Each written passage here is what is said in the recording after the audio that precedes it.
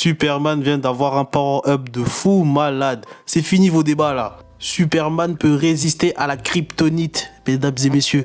C'est fini, la kryptonite n'est plus une faiblesse pour Superman. Il est trop boosté. Tout va se passer dans le numéro 1 de Superman Unlimited qui vient juste de sortir et qui a pour titre, en tout cas pour cet arc narratif, Dawn of the Emerald Era. Ça veut dire l'aube de l'ère de l'émeraude. Donc émeraude, kryptonite. Donc là, ça va être une nouvelle ère avec la kryptonite et les super-héros. Le comics commence bien évidemment à Metropolis où on apprend que le Daily Planet a maintenant mergé avec une nouvelle entreprise qui s'appelle Edge. Et la dame qui est à la tête de cette entreprise s'appelle Imani Edge ici présente et elle veut merger. À l'heure actuelle, le gros problème du monde et surtout de Metropolis, c'est la désinformation.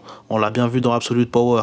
Pendant cette réunion, Superman entend des gens en danger et décide d'aller les sauver. Il arrête des criminels qui étaient en train de cambrioler je ne sais pas quoi et l'un des criminels dit même merci à Superman parce que Superman a sauvé sa tante ailleurs. C'est une dinguerie. Après, il va sauver encore d'autres personnes. Mais le point important ici, c'est la réflexion que Superman a de ce genre de situation. Il est Superman et son boulot, c'est de sauver tout le monde ou du moins d'essayer de sauver tout le monde et c'est ce qu'il fait. Et il adore ces moments-là lorsqu'il a fini son tour, il reçoit un appel de la Watchtower qui lui dit qu'il y a un gros problème au niveau d'un astéroïde qui fonce directement sur Terre. Donc Superman fonce dessus. L'astéroïde est censé être fait d'inertons, mais on se rend compte que ce n'était qu'en surface. Parce que au fond de l'astéroïde, il n'y a que de la kryptonite, une giga météorite full kryptonite. Il n'y a pas autre chose.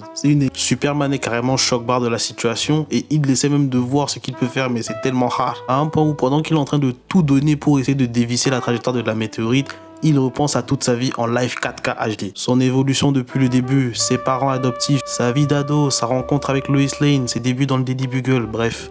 Il pense à tout ça. Et il réussit à dévier du coup l'astéroïde de sa trajectoire pour qu'il puisse aller s'écraser dans un espace couvert entièrement. Malheureusement, Superman se rend compte qu'à la dernière minute, il y a quand même quelques habitants qui sont encore là et il ne peut pas les sauver et dévier le truc en même temps. Donc Superman fait le choix ultime, il va tout donner, il va se sacrifier et boum, l'astéroïde crache quand même et Superman est censé être mort.